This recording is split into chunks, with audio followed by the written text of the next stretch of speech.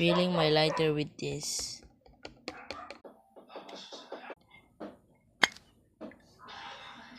This one.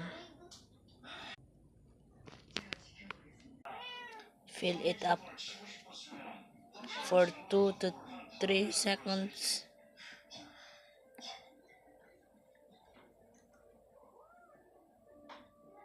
Okay. Oh my god. Done. Oh wait. After that, you guys know how to